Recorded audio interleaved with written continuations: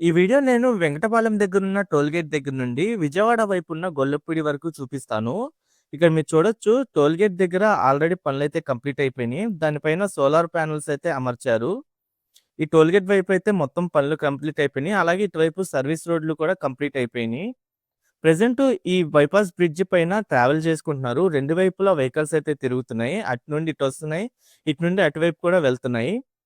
ఇంకా ఈ bypass bridge అయితే పూర్తిగా అఫీషియల్‌గా అయితే ఇంకా ఓపెన్ చేయలేదు. నాకున్న ఇన్ఫర్మేషన్ ప్రకారం జనవరి కల్లా బైపాస్ పూర్తి స్థాయిలో అందుబాటులో తెస్తారని అయితే అంటున్నారు.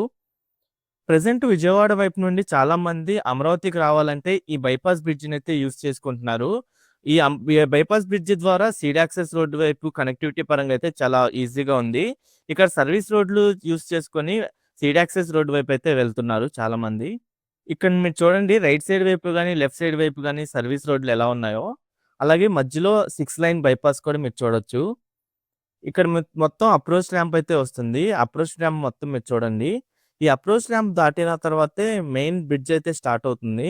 కనెక్టివిటీ పరంగా చూసుకుంటే ఈ బైపాస్ చాలా కీలకం అని అయితే చెప్పొచ్చు. ఎందుకంటే గొల్లపూడి అంటే విజయవాడ నుండి